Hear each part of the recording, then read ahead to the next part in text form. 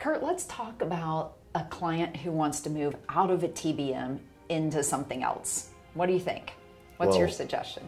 Most TBM owners are single pilot clients that are trying to gather time so that they can eventually move up. I'd say most of the TBM 850 owners are, their ultimate goal is to get into a single pilot jet.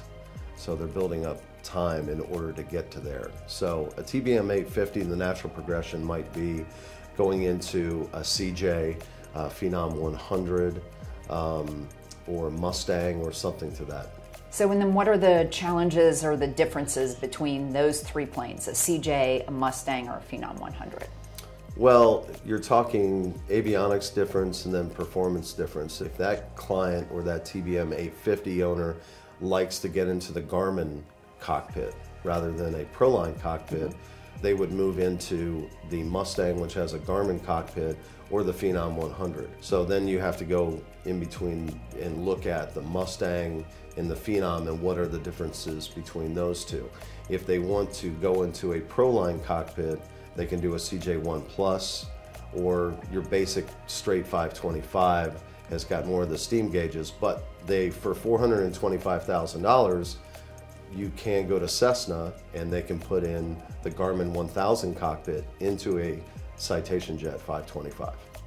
So if you're going with the Garmin 1000 cockpit because you're familiar with that, and you're choosing between the Phenom and the Mustang, what's the difference? Well, I personally would go with the Phenom because I think it's more of a truer aircraft, truer jet. The ramp presence, the full stare that comes out, I think your passenger is going to be more comfortable. The Phenom 100E does come with the E version of the engines that has a little bit more thrust, but basically you'll get a little bit more speed in the Phenom, a little bit more range. Your direct operate costs are about the same, but with the Mustang you have a smaller passenger configuration where you're really only comfortably seating 4 and then 2 pilots in the front, which they're both single pilot aircraft. But for me personally, I think with the ramp presence, with the speed, with the range, and the comfort factor, I think I would go with the Phenom 100. And you turn right when you get on the plane anyway. Right, so for me, I would rather just get something that feels better in the cabin than something up front. But most Phenom owners and Mustang owners do turn left. So it's going to be up to them. That's true. Thank you so much for joining our conversation today. We look forward to hearing from you.